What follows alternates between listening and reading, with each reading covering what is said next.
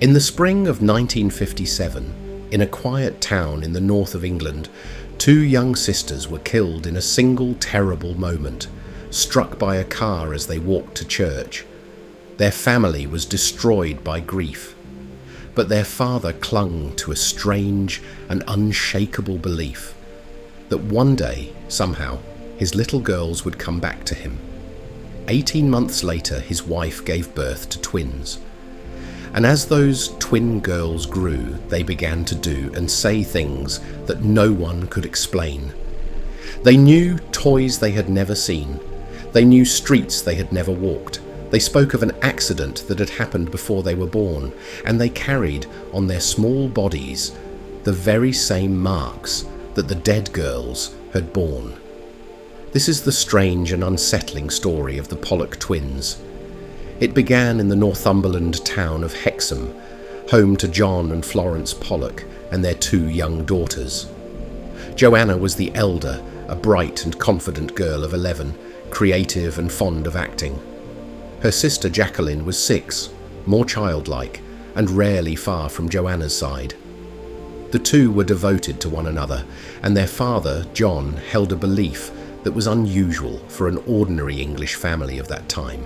He was quietly but utterly convinced that reincarnation was real, that the soul did not die with the body, but returned again and again to new life. His wife, Florence, did not share the idea and thought little of it, but John held to it deeply. And one day, that belief would be tested in the cruelest way a man can imagine. On a Sunday morning in May 1957, Joanna and Jacqueline set out on foot to church, together as always. They never arrived. A car mounted the pavement and struck them, and both girls, along with a young friend who was walking with them, were killed almost at once. In a single moment, the Pollocks lost both of their children. The grief that settled over that house was total, the kind that hollows a family out, and yet in the very depths of it, John Pollock found himself gripped by a certainty he could not shake. He began to tell people, to their considerable discomfort, that his daughters would come back to him, that they were not truly gone. The following year, in October 1958, Florence gave birth once more, and to the surprise of everyone, she was carrying twins. 2 identical baby girls, whom the couple named Gillian and Jennifer.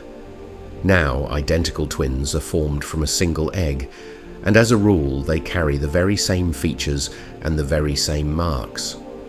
But these 2 girls did not. Gillian was born without a blemish. Jennifer, however, was born bearing 2 curious birthmarks. On her forehead was a pale mark, in just the same place and just the same shape as a scar that little Jacqueline had carried from a fall in her short life. And on her waist was a second birthmark, in precisely the spot where Jacqueline too had had one. John Pollock looked down at his newborn daughters, and he was certain of what he was seeing. His girls, he believed, had come home to him.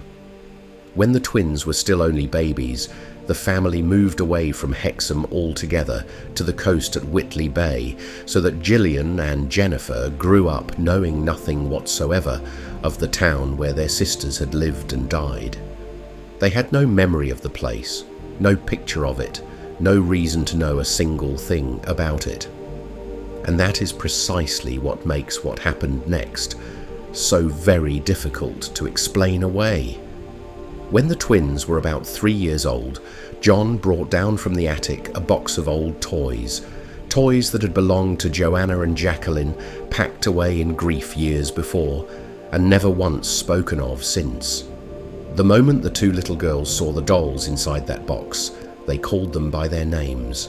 Each twin reached at once for one particular doll and claimed it as her own, and the dolls they chose were the very ones that had belonged to the 2 dead sisters, matched exactly each to the twin who seemed somehow to carry that sister's memory.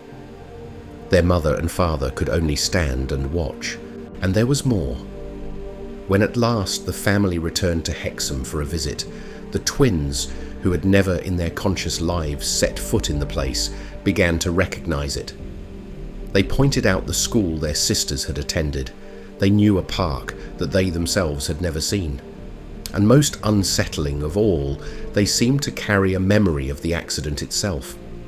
Near moving traffic, they would sometimes freeze and panic, and on one occasion the two of them were found together, clutching one another in terror, crying out that a car was coming to get them.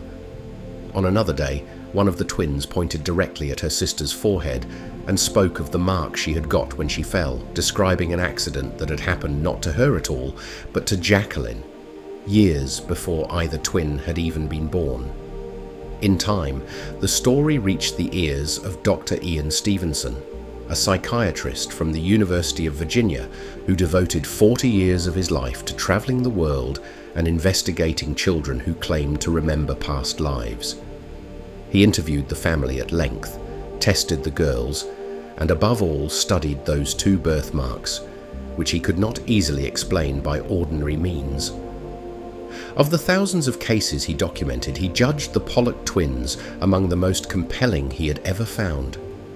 And yet, being a careful and honest man, he stopped short of ever calling it proof, for there were those who doubted, and their doubts were not foolish.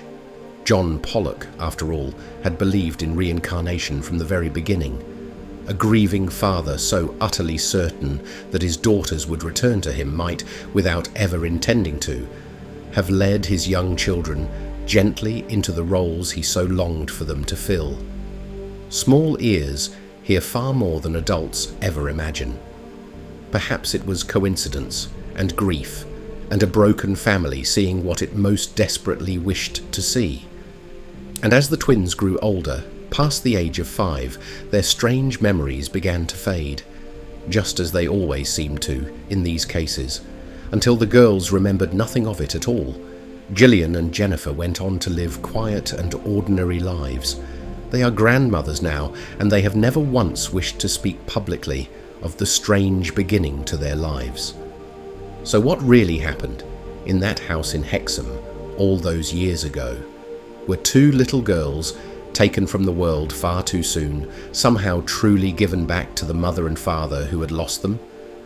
Or is it simply the thing that the grieving heart will always build out of birthmarks and coincidence and hope when it cannot bear the alternative? The toys they named without being told, the streets they knew without being shown, the marks upon their skin that echoed the wounds of the dead.